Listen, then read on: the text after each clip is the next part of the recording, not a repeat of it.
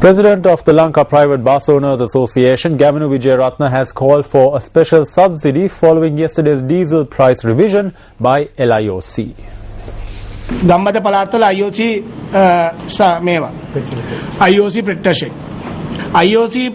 In rural areas, we have only IOC petrol sheds. Now, when we pump diesel from IOC sheds, we have to pay 6 rupees extra per litre.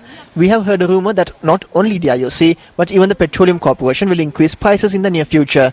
We call on the government to immediately implement a subsidy system.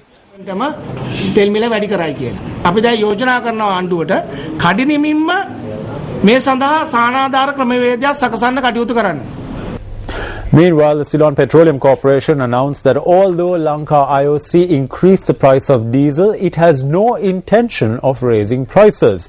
Issuing a release, the Ceylon Petroleum Corporation says that Lanka IOC serves only a fraction of the market and around 95% of diesel is sold through CPC sheds. The release goes on to say that due to this, the Lanka IOC price increase will not affect the majority of consumers. The Ceylon Petroleum Corporation notes that it has sufficient stocks to fulfill the entire diesel requirement of the country. Broadcasting rights for cricket tournaments in the next 3 years granted to Carlton Sports Network. Price paid for broadcasting rights, 125 million rupees. Tradition of granting broadcasting rights on a tournament-by-tournament basis abolished. Corruption allegations over the tender procedure. In an interview with the BBC, Chairman of Sri Lanka Cricket says CSN is owned by the President's sons. Immediately cancel the broadcasting rights given to CSN. MP Arjuna Ranatunga. A 3-member committee appointed to look into this request. 25 days since the committee was appointed. Will the decision be delayed further? Will this turn out to be just another committee?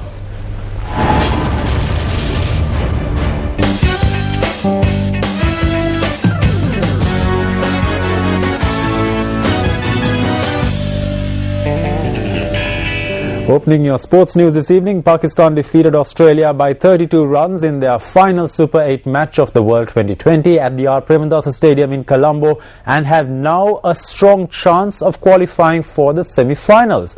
Despite the defeat in today's match, Australia progressed to the semi-finals on the net run rate. Putting to bat first, Pakistan were restricted to 149 for 6 in their 20 overs. Chasing the target, Australia fell short as they were only able to score 117 runs for the loss of 7 wickets in their allotted 20 overs. Abdul Razak replaced Yasir Arafat for Pakistan in today's match. Opening batsman Mohammad Hafiz was dismissed for 4 runs. The next wicket to fall was Imran Nazir as he was dismissed for 14 with the score on 29. Nasir Jamshid and Kamran Akmal then built up a third wicket partnership of 79 runs, but Shane Watson made the vital breakthrough when he dismissed Jamshid for 55 runs. What a way to do it. He's hit that a mile. That's a 6. That's beautifully hit. Way back. Mitchell Starc yielded 3 wickets for 20 runs for Australia. Finger goes up. The fence. It's gone up in the air. It's going to be taken. Batting in reply, an unbeaten half-century by Mike Hussey was in vain as Australia slumped to a 32-run defeat. There's that big shot. He finds the gap. Will he? And yes, just beats it. Syed Ajmal took 3 wickets for 17 runs in his 4 overs for Pakistan. Second time around is... But he's got him. Gone right through Wade. Well, it's not... Well, India and South Africa are battling it out in their 2020 World Cup Super 8 encounter at the R. Premadasa Stadium in Colombo. We now cross over live to Ramesh Irugal Bandara, who is at the R. Premadasa Stadium for more of the very latest.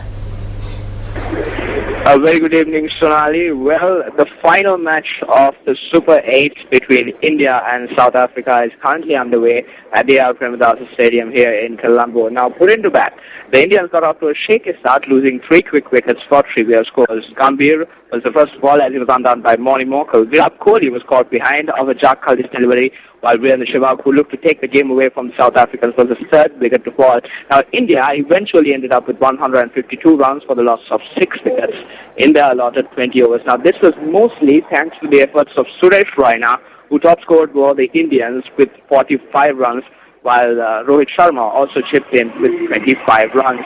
Now, the pick of the bowlers for the Proteas were Moni Morkel and Robin Peterson, who bagged 2 wickets apiece for the South Africans. Now, South Africa will eventually set a victory target of 153. However, they got off to a horrible start as they lost opener Hashim Amla for a duck in the very first over. Zahir Khan was the man who gave the Indians their first blow, and it was Virendra Sehwag who caught the catch. The second wicket fall was Jack Khalid, and he was caught by Rohit Sharma off of Irfan Pathan delivery of 6 runs. The score currently stands at 36 for the loss of 2 wickets. The 6th over is currently underway. Now, I must mention that if India are to advance to the semi-final rounds, India need to restrict South Africa to 121 runs or less. That means they should beat South Africa by at least 31 runs. So that is the equation for India in order to qualify for the semi-finals. Sorry? Thank you, Ramesh, for that update. In the meantime, the International Cricket Council said all playing conditions and player conduct would be reviewed after the World 2020. The ICC made the statement following an inquiry made by Reuters regarding Sri Lanka's captaincy switch for yesterday's World 2020 Super 8 match against England. Mahala Jayawardene did not play as captain in Sri Lanka's Super 8 match against England yesterday in Kandy, which saw Kumar Sangakkara standing in as captain. Speaking at the post-match press conference last evening, regular captain Mahala Jayawardene stated that the captaincy for yesterday's match was handed over to Sangakkara to avoid the threat of a ban because of a slow over rate. Sri Lanka were fined for a slow over rate during their match against West Indies on Saturday, and captain Mahala Jayawardene was fined 20% of his match fee. Speaking at the post-match press conference, Jayawardene stated that if the over rate issue occurs again, he would miss the next match, and therefore Kumar Sangakkara was brought in as the captain.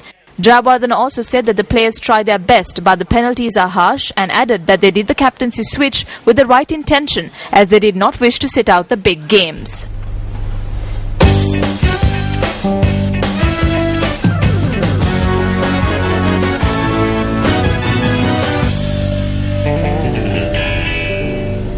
Well, if you did miss out on any of the stories we just aired, you can log on to our award-winning website, www.newsfirst.lk. We wrap up tonight's edition of Primetime News with that. I'm Sonali Wanigabadake. And I'm Sharon Silva. Good night.